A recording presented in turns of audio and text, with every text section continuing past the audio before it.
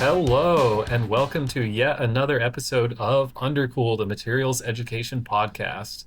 Once again, we have a special guest today. It will not just be me and Steve yammering on. We have someone worth listening to this time.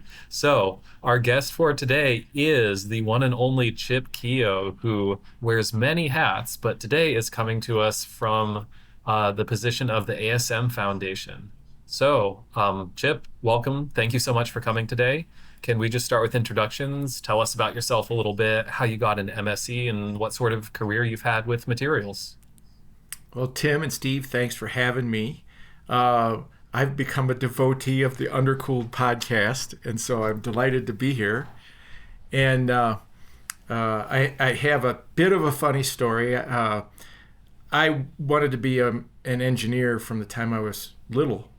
And in fact, in high school, I actually went to vocational school because it was the only place I could get 3 hours a day of engineering drafting.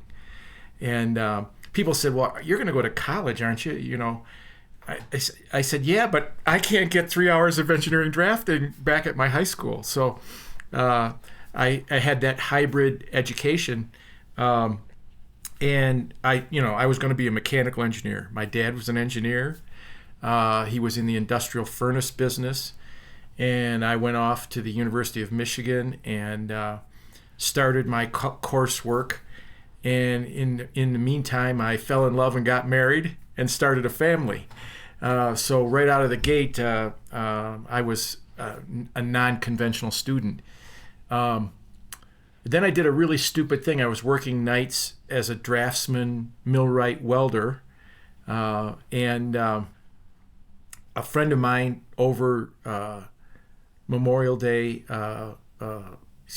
Day weekend talked me into jumping out of an airplane.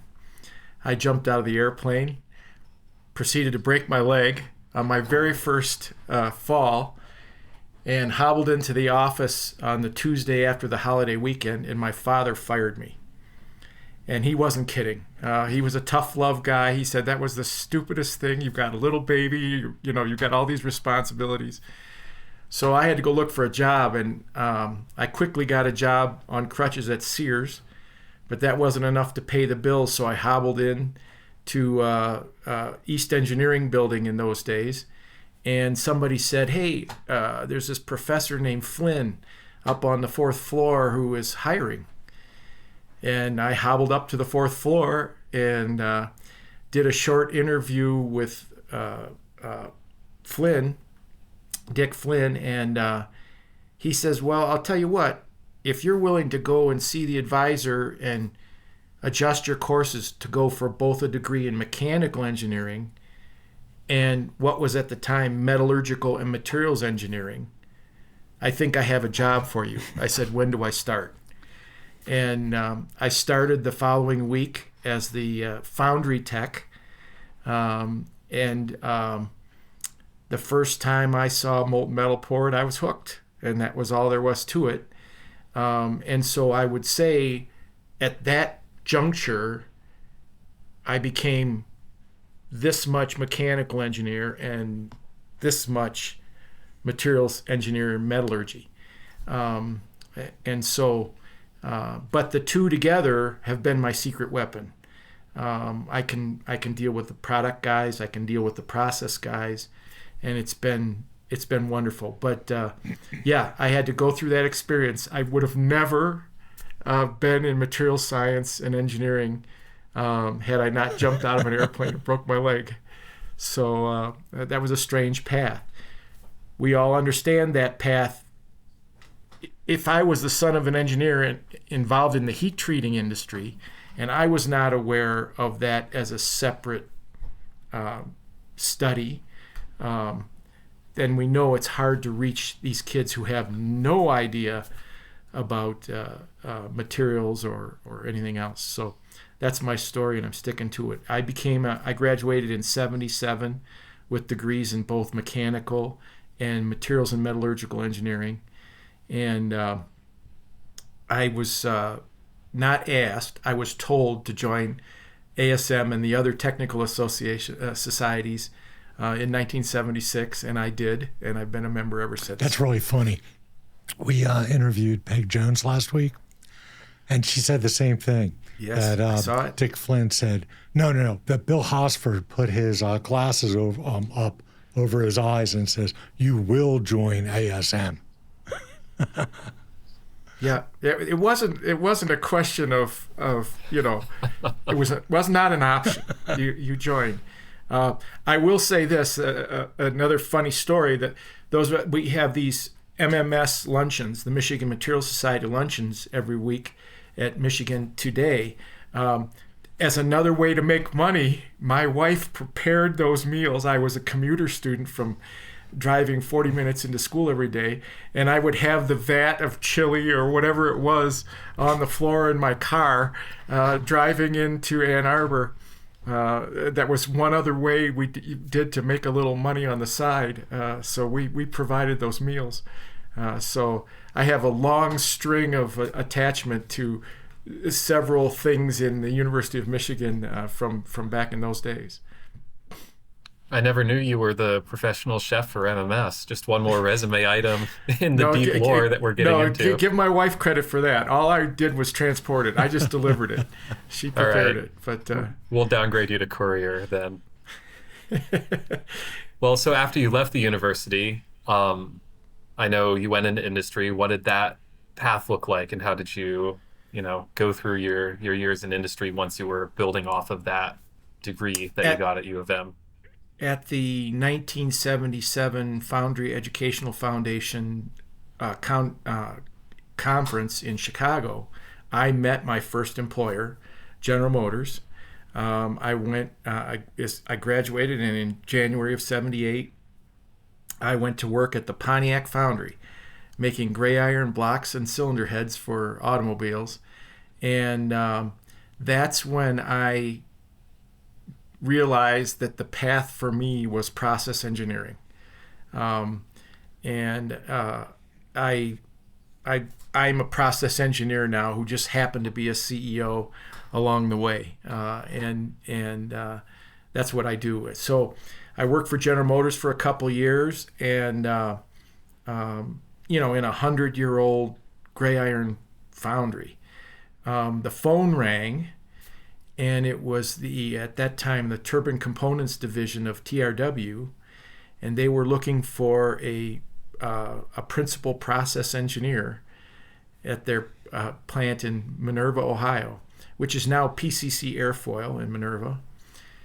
And in the most lucky stroke I could ever imagine, I went from making gray iron blocks and heads to being right in the middle of commercializing the single crystal casting process for superalloy turbine blades. And so then I had to learn a whole new field. I had to learn the ceramics and the polymers and everything that we used. So every ounce of what came out of that Van Vleck book was used as I expanded the processes that I had to develop expertise in. And worked there for 4 years, left a lot of really good friends there. And then I went into business with my brother, and we saw this opportunity for commercializing the Aus-tempered ductile iron process, a specialized heat treatment that turns spheroidal graphite iron into a material that has a higher strength to weight ratio than aluminum. And so we started the company Applied Process, and for several decades I ran and grew that, and sold out completely, sold a fraction of the business in 2014 and sold the balance in 2019. Now today, it's estimated that there's 1 million tons a year of Aus-tempered ductile iron produced worldwide. And so I had the honor and the privilege to be involved in commercializing some new technology, and it was process technology, right? So that's what I do, and now because there are limitations to what you can make out of aus-tempered ductile iron, basically because the process limitations. Now we've started up a sand additive manufacturing machine company, where we're printing molds that will lend themselves to being able to make 3 millimeter sections of aus-tempered ductile iron, amongst other things. But that's what I'm working on now. Yeah, I remember when we started talking about the additive business for making molds for casting, I was super interested in this, didn't know anything about it, and got me so excited about it, I've ended up turning it into a project for my freshman class. But that's a story for another time. The There story you for go. today will be, as I said earlier, about ASM, the ASM Foundation, what it's doing for our field, what it's doing for our community. Um, so you mentioned earlier that ASM for you was not an invitation, it was a statement. You will do this. And that's honestly something that I think we need to do with our students more, is to just really tell them, like, you need to do X. I'm not asking, I'm telling. Some days they just really need that direction. But once you got into ASM, how did you engage with the organization, and what did your trajectory look like in ASM over time? How did that change? Yeah, all the technical organizations have, of course, gone through a change over those decades. But a core thing of ASM has always been the meetings and the process-related literature associated with ASM. If I was to try and quantify, the first thing I wanted to do when I got out of school was get a set of ASM handbooks, because it was the source for process information on materials. The other technical organizations, TMS, MRS, and everything else, are deal a lot in their publications with kind of MRL 1 to 5 stuff, right?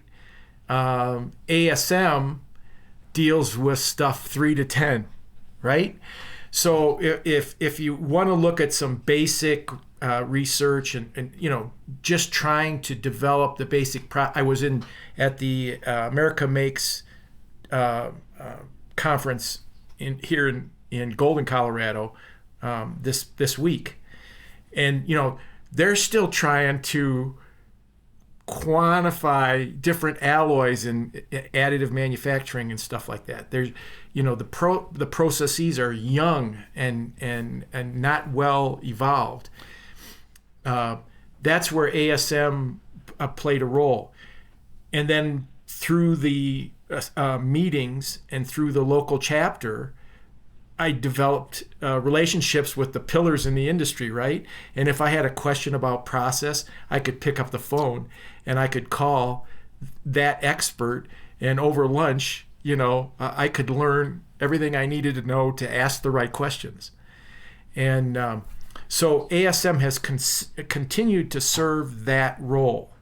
The handbooks per se are not the centerpiece anymore. But if you want to get a book that dives deep on any particular material process combination, ASM has a book for that. And we still have the chapter meetings where people present really salient material on stuff that's being worked on and actually being made.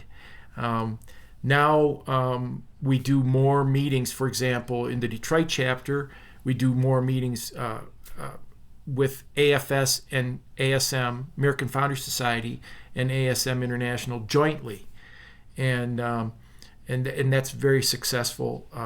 So the organization's involved, but if I described ASM, I would say it is the process-oriented organization for materials information.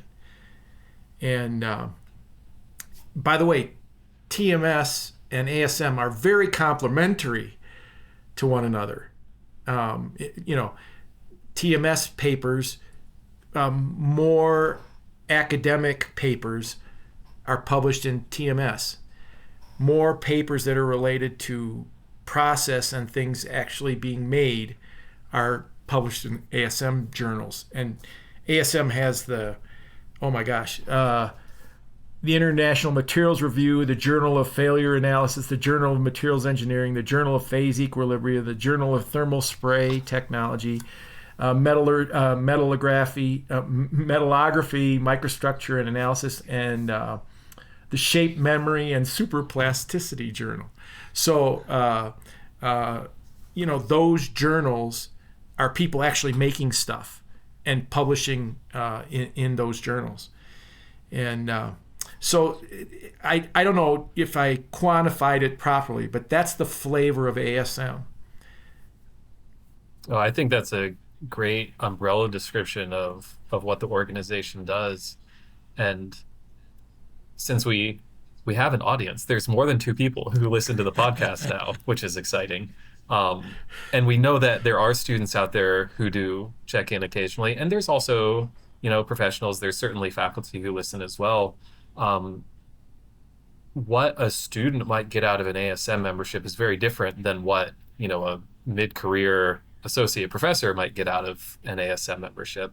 So for the students out there, why should they care? Essentially, what benefit will students get, as an early career, just starting their first job maybe?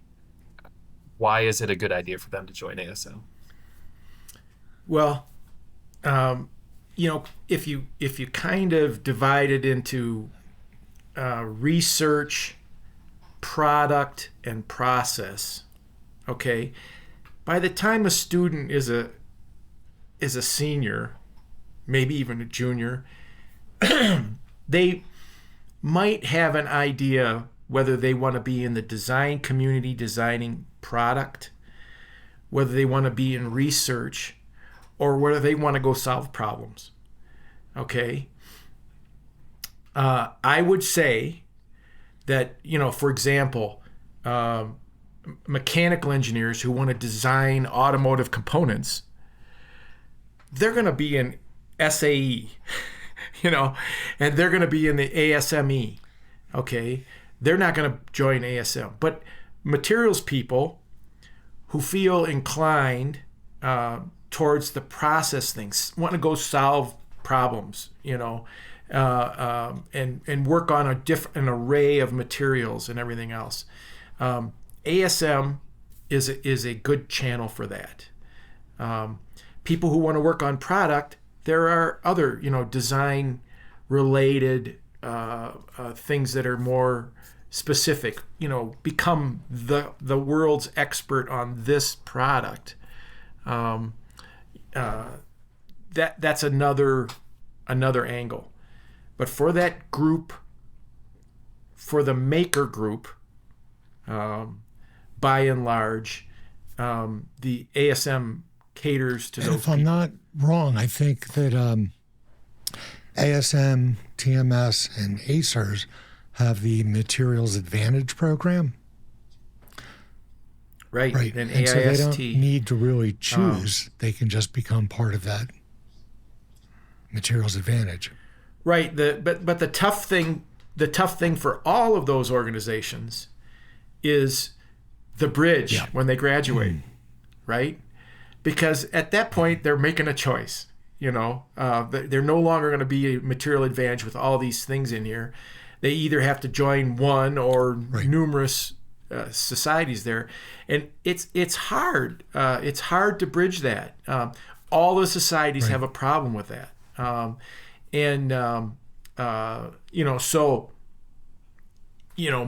I'm trying to tell the story that worked for me, right? And I know those relationships are still being developed all the time. I see it at those dinner meetings. I take youngsters over and introduce them to people who are experts in a field that they're interested in, and they start a lifetime relationship. and that is the way it works. It's a network. It's a community that if you don't know the answer to something, or you don't even know what question to ask about a material process combination, there is somebody in that organization who can guide you in the right direction, and probably a textbook on that subject. ASM has a big library. That's great. Yeah, that point about just making those connections, introducing students to people, that's so important, so valuable, and certainly I've started to realize more in the last few years that most of the value I bring to students is not the stuff that I know, it's just creating Absolutely. opportunities for them, right? A chance to meet someone, a way to make a connection. That's really the value that we're bringing Actually, on our I side. I tell students over and over. You've probably heard me say this. Two things I tell them: when you go out in the workaday world, just say yes. When there's a problem and it hasn't been solved, nobody else has solved it, put up your hand, even if you don't know anything about it. Put up your hand, say, I'll take a shot at that. When you're done doing that, you may solve that problem, and then you'll have the tools and the experience that nobody can ever take away from you. Okay, but the other part of that is when you graduate from the University of Michigan with your engineering degree, you will have a wonderful foundation, but you won't know a lot of specific stuff. But you will be able to ask the right questions that will lead you to a solution, because you will understand the broad theory. And then when you go out and if you're in the maker world, like the path that I chose, you can quickly become a superstar, because if you go to somebody and you ask them, tell me what you know about this, we're going to solve this problem together. Your theoretical background with their practical experience on this thing, and you can just set the world on fire. And that path worked for me, and I've seen it work for kids that I have mentored along the way. So maybe this is a good time to go to the next question, which is, so you've been involved in ASM pretty much your whole professional life. So what's the ASM Foundation? When did that come about, and how did you get involved with that? Wow, I can't tell you the date that the organization. Probably should have researched that, but the ASM Materials Education Foundation is a separate sister organization to ASM. It was established when we realized that we had to focus on getting young people interested in the materials field. For instance, in junior high school, I had shop class. Okay, and we dealt with different materials and we made things and everything else. That kind of went away, and then we became computer modeling people and robotics people. Okay, so the materials part of that was kind of lost,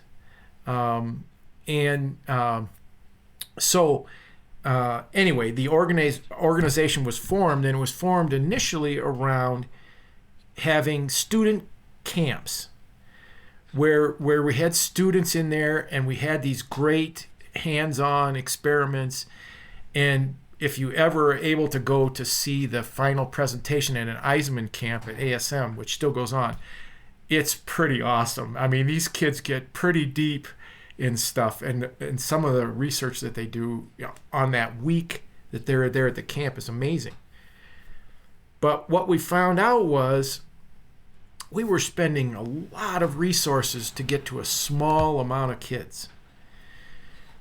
And we discovered around 1999 that if we could have a teacher's camp and we could take high school science and technology teachers and give them these fun, easy to do examples that are STEM related, and we use clever materials experiments to demonstrate those STEM principles. And it's been a mega hit. We're now, I think we're going to do 45 camps, teachers camps this year. I think Peg gave the numbers in a previous podcast, but we have them. We have a couple distance ones, and by the way, these are centered on hands-on. So even the distance ones, we send the kit of all the materials to the people who are going to be distance learning. And in their kitchen or on their picnic table in their backyard, they're doing the stuff hands-on, distant. And that came about during COVID, right? We had no choice, so we turned on a dime and got that. So there's this key thing that they can do with simple materials, and then the whole curriculum is there for them to have. And they get that curriculum and take it back, and the kids get lit up by it, to the point where we have teachers, now dozens of teachers over those years, who've gone back and managed to get material science classes or even a material science department in their high school. And that is an amazing thing. And we tracked teachers from every district with every demographic, and it's just a wonderful thing. And we have a big lever, because that one teacher who's enthusiastic about it, we figure over his or her career will light up 1,000 kids, with that material. And so we're forging ahead with that with great success. Like I told you earlier, and I just saw that today. A parent and their high school junior came in to talk to us about material science, because she wants to do material science and wants to apply to University of Michigan. And I asked, how did you get involved? And of course, it didn't hurt that her father was one of our alums. But what she said was, what really made the difference was she had a material science course in high school. I said, really? I said, how did that come about? And she said, the teacher said they went to something in the summer. I said, one of the teacher camps? She goes, that's it. They went to one of the teacher camps and they talked to the principal and said, I want to teach this. And they let them do it. And that was amazing. And that's why I want to be a material scientist. So, wow. Just saw it today. It happens. It works. Yeah, and there are those examples out there. As I shared with you, one of the people who attended one of the materials camps has matriculated through to being a professor, and is now going on to the ASM board. Wow.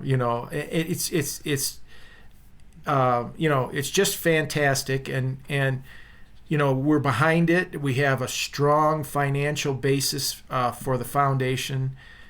Carrie Wilson, the executive director, is just knocking it out of the park, and we're growing the program every year, and we have objectives to be to 60 camps and cover every state in the United States, but we also handle Canada. We've had a camp in France, and so the point is, if we can reach down into high school, and now we're teaming up with the Foundry Education Foundation and doing Foundry in a Box. We have year 2 camps, teachers who commit to having material science classes or a department within their high school.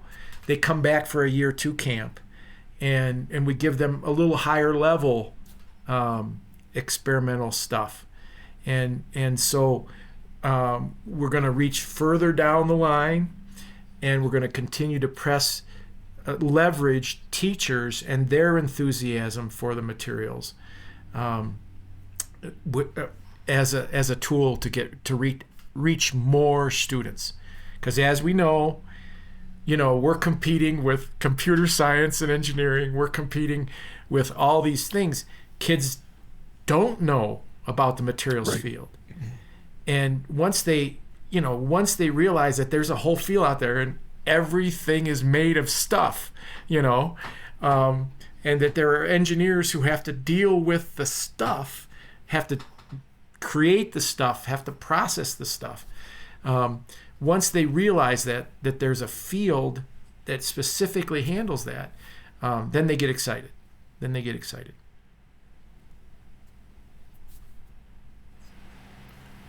It sounds like the future is bright for the Teachers Camp program, certainly continuing to expand, more regions, more people, more impact.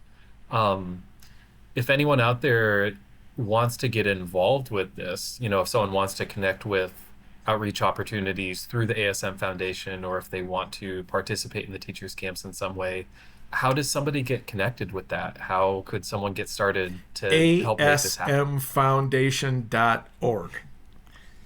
We have a fantastic website, and the staff there will, whether you're a student, whether you're a teacher, whether you're a parent, whether you're whatever you are, a guidance counselor. By the way, we're going after guidance counselors because they have no idea that there's a materials field. And think of how many high school kids take a direction based on a guidance counselor's input. Okay, so we're working in all these channels to try and increase our visibility. But the very first place is to go to asmfoundation.org, and there's the statistics there, there's the contacts there, and they can set you up. Especially teachers, we're always looking for teachers. We like to have 25 teachers in a camp, but sometimes we have to run at lower efficiency with 18 or so, teachers in a camp. So a teacher can just dial us up, and we pay for everything, and they get advanced. What are the credits called? Continuing education credits. For that. So it's pretty wonderful. For instance, we got an Apple camp this year. Apple is helping sponsor a camp, and they still have openings in their camp. Who's not going to take an all expenses paid trip to a camp in California that working with Apple people? So it's really great. And we're very proud of it, and I really want to emphasize, not only are we growing in it, we're maintaining the financial stability of the foundation so that we can pay for the growth, and we're doing a great job, and we're very proud of the team there. So you've actually talked to me about some really innovative ideas you have for leveraging your network of teachers to help materials programs get more students. Is that something you'd like to talk about? Yeah, ultimately what we're trying to do, right, is get more kids in the materials field. So the camp is great, and getting them excited is great, but the proof is in the pudding, right? How do we get them connected with the schools? And so what we're trying to do is the schools. A lot of these camps are run at universities and colleges. It's a high density opportunity for that school to engage with those teachers and and explain what they've got going on, and then at the same time, we're still running a bunch of student camps.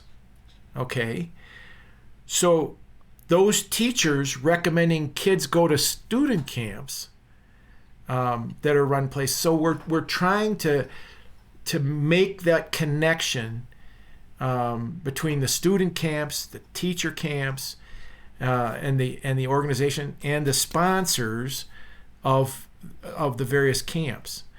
And it's an ongoing challenge, and different schools are doing it different ways. Some of the camps, some of the industrial members of ASM actually provide internships for kids that have gone to the student camps.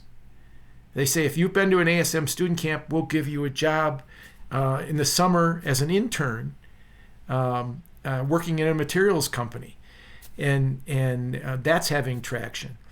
But I would say to all the faculty and staff at the sponsoring organizations, it's a target-rich environment when those teachers are there in that camp, and to set up that networking with those teachers and a pathway is something that we want to do more. Something just occurred to me listening to you, Jim.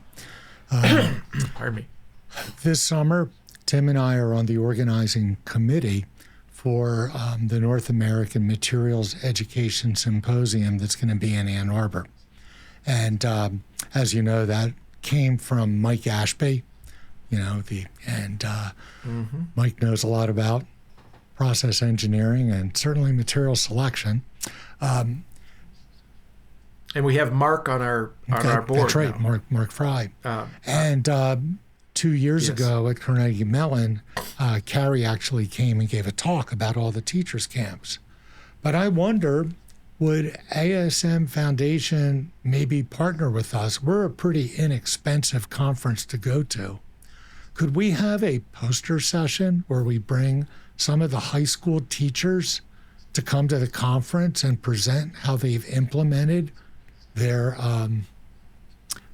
what they've learned at teacher camps? I think the broader materials education community would really get a lot out of that and would go a long way to, we even have a whole session of how to recruit more material students beyond the teacher's camp. And one thing that's beyond the teacher's camp is continuing to involve those who went to the teacher's camps to keep them in our community. Is there a way to help fund some of these alums to come visit us? And I should mention the cost is very inexpensive. It's only $250 for the registration, which, as you know, is really cheap. Yeah, I would say the answer is, without hesitation, is whatever. I mean, that $250, that's nothing. If we can get our alums, our teacher camp alums, in front of educators, and they can demonstrate what they learned and the enthusiasm of their activities, it will catch fire. It will catch fire. So the other thing, by the way, don't discount our master teachers. We have scores of master teachers who teach these classes, and these are teachers that most of them came out of the ranks of coming through as a teacher's camp, and they liked it so much they said, how do I become a master teacher to teach other teachers this? So that fits right in, I think, with the theme of your conference. And so master teachers would have one perspective. Teachers who have been to the camp would have another perspective, and maybe students who've been taught by these teachers. These teachers would volunteer students to come and That would maybe be amazing. present. We have a special or- rate for students, only $150. Well, and the foundation would have no problem sponsoring that. Now, I'm speaking out of turn as immediate past chair. These things have to be. But from what I know about our finances and what we're wanting to spend our money on, that's exactly the stuff. Because ultimately, the outcome is we want kids. So this in is the material happening field. quickly. Can I just call Carrie up and talk to her? Because we'd want to use your email lists to advertise this meeting, and then maybe letting ASM Foundation make an offer to those that are being sent about how they would cover whatever costs they would cover. Yeah, Carrie is very busy right now, but I think that she's also interim ASM executive director. So she's a busy lady, but please do. And the staff members, they're busy getting camps all set up right now. But it would be amazing to hear very busy how the products of your teachers camp, how they're actually using that in high school lessons, how they're actually having these conversations with their principals to get a materials course or a materials department. I think having the educators. And in Southeast Michigan, by the way, we have several teachers now that have material science courses and or departments in their high schools, and they would be a local So it would be commuter. very inexpensive for them to come, and it would be great if we just wanted to target that group to get started to see how it goes. But I'm the chair of the organizing committee, so I have a lot of leeway in what we do, and I think Tim agrees with me, and so I have a strong ally there, so I'm pretty sure we can. I think it'd be a great networking community opportunity. It's important that our materials community find ways to grow our ranks.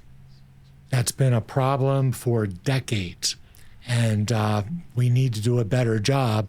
The teacher camps have been amazing, but we need to figure out how to leverage this and get some multipliers going.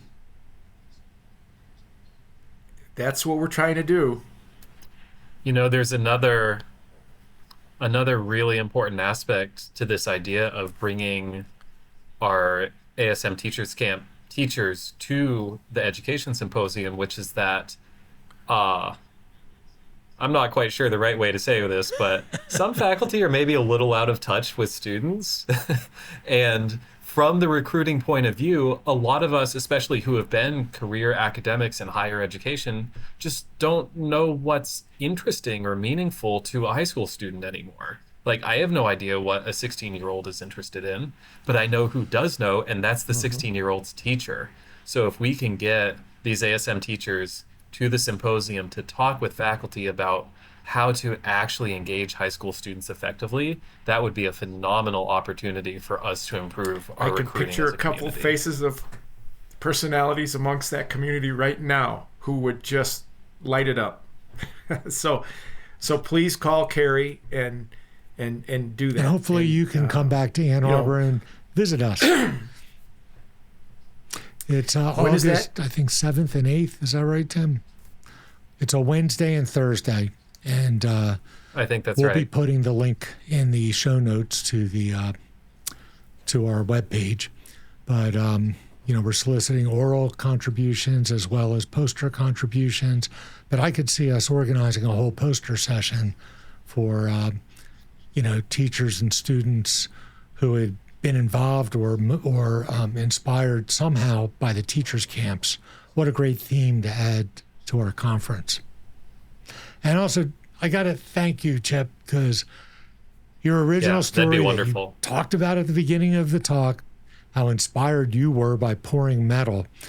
Ever since, I think it was Tim who first set this up with us, of casting a little block M by putting melting aluminum in our box furnaces, but then suiting up all the students in the protective gear and having them pour metal. I started doing that with all the students in this archaeology class I teach. making things 3 million years of materials and culture, which grew out of University of Florida's impacted materials on society program. Every student gets to actually pour liquid metal and to look at their faces when they do that. These are kids who were turned off from science a long time ago. And they even complained to me that I use jargon like, you keep using these initials like we're supposed to know what CL means and FE and W. What do those initials mean? But then those same kids, when they actually pour metal, it just ignites something in them, and I see it. And now I'm starting to do that with even my intro courses, even when I have large numbers, because we can push through, 3 students every 15 minutes. And it's amazing. And so I got to thank you for that, Chip, because it's my pleasure. It was the thing that, there are those of us who, melting rocks will never, ever lose its fascination.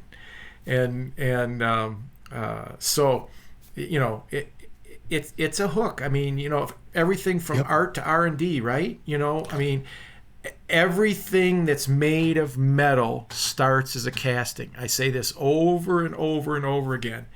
And it's so fundamental to the materials field that, you can't ignore it. And there's something primeval about, melting metal and pouring it into a space, and you break away the space, and you have the thing that was the negative impression. And and they never forget. And kids who even make that little block M, whether it turns out good or not, it ends up on their shelf for their whole life, because they made that, and they remember the day they made that, and they remember everything about that. And that's been that's what I've learned over the years. It's my father-in-law was a mechanical engineering major many years ago, and his father was a mechanical engineering and chemical engineering major. His father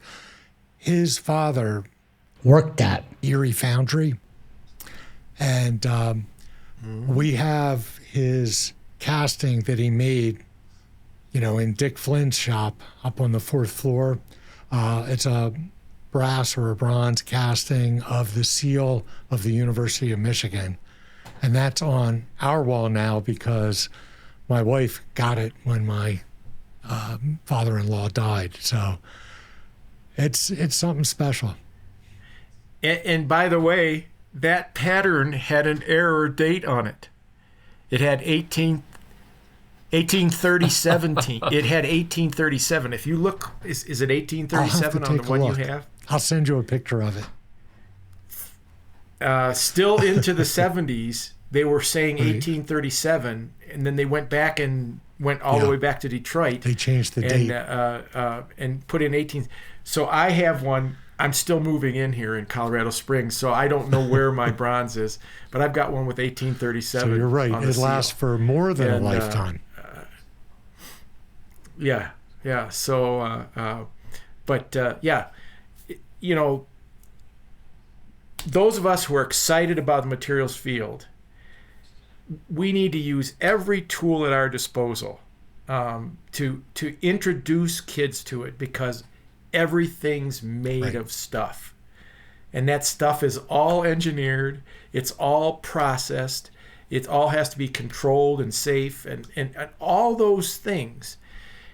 And so it's the most cross-cutting engineering field there is, because every engineering field makes stuff, and materials are in every field, and that's what people have to understand.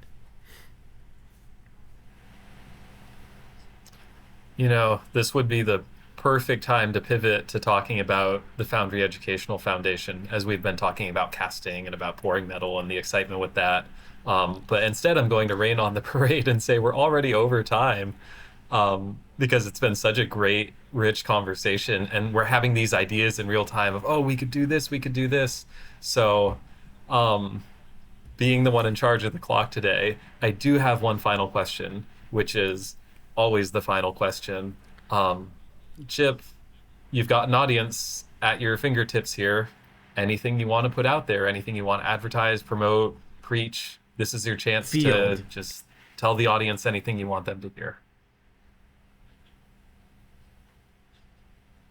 And it's so cross-cutting that for me, it has been a lifelong love and profitable both emotionally, intellectually, and financially. And I encourage kids to look into it because we have a nice tight community at the University of Michigan. Everybody knows everybody else in the department, and you don't get lost away, and you're not just plopped in front of a computer doing coding and pull down menus. We're actually making things, and and again, I will go back. Just say yes. Try it. No matter what, and if you failed, nobody else has solved the problem ahead of you, So that's what I tell my students. So That's great. Wonderful. Thank you so much for coming today, Chip. It's been a great conversation. It's always my All right, with pleasure. that, I think we'll end. So thank you all for listening, and we'll see you later.